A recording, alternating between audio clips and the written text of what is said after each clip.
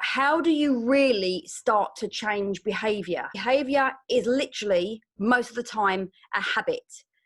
95% of what you think and do is the same every single day. And 80% of those thoughts are relatively negative in their bias. Now, this is scientific fact, is that in order for you to create massive change, it's actually an awareness of the small things that you do every day that you need to shift, new habits that create the big change. It is the small, seemingly inconsequential daily actions that make the biggest difference. It's the things that are easy to do and also easy not to do. Game changer. Some of the things that you're going to want to do are going to be things that you're going to want to stop doing. So what are some of the things that I'm doing now that don't serve that outcome? Then the first step might be just not doing those. Stop eating a packet of Giant Family crisps every day. Stop going to bed at midnight. Stop snoozing my alarm button. You can do that. This is your journey. You can do that. If your habit is stop doing something, I'm going to give you full permission to go ahead and do that. Some of you are going to feel like you want to do the stop and go, but what am I going to do instead? That is also fine. So some of you might say, right, I want to have a green juice every day, and I'm going to walk 10,000 steps every day.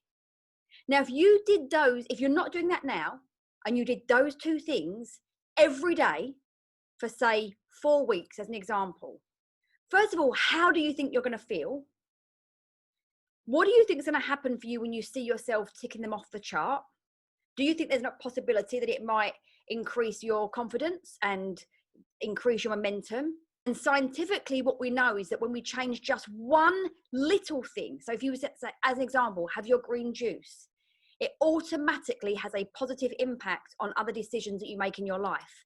So it's never just a one-stop shop. When you do that and you gain confidence, momentum, you're like, oh my God, I'm doing this. I'm actually seeing something through. And you start to rewrite that story of the person who doesn't see anything through. You quit after a week. It will automatically have this domino effect. One of the things with habits that you may not know, obviously, is they have a trigger and they also have a reward. Now, to tell somebody to just not do that, incredibly difficult, because not only is there the trigger, but there's the perceived reward. So when we're thinking about creating new habits, new behaviors, we sometimes can look at what the trigger is and can we manage the trigger? And also, are there other ways for us to elicit the same reward? Now, I'm going to be super real here.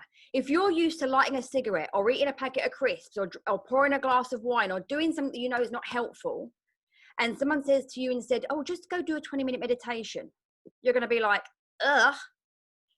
For me, it's just not that easy. There has to be the level of necessity. There has to be the reason why. It has to be a bigger why for you. It has to be something that you mean. For me, it's just not that easy to create the new habits unless it's something you really, really, really, really want.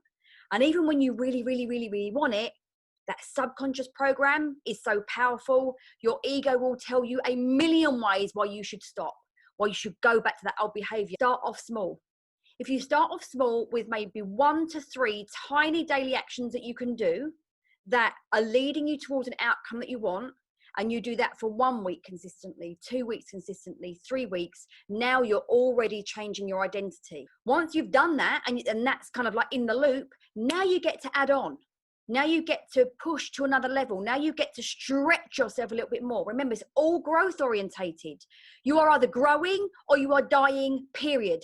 Nothing ever stays the same. And we have to stop choosing the comfort level, and we have to start expecting and embracing the challenge if we want to experience change. You can tell how passionate I'm about this, because even I will still continually say to myself, doing that thing again, falling back into old identity. What can I do to really pattern interrupt that?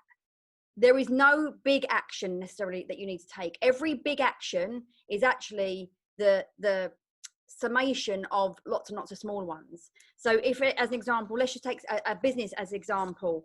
If you know that your productivity is low, I can pretty much guarantee that you're telling yourself something along the lines of, I don't have clarity, I don't have time, I have too much to do, right?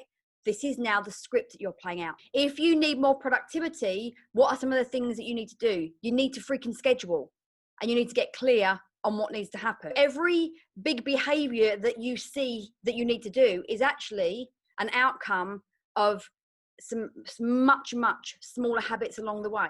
Enjoy it, expect and embrace the challenge, and know that after a while, these new things, they become your habits. They become who you are.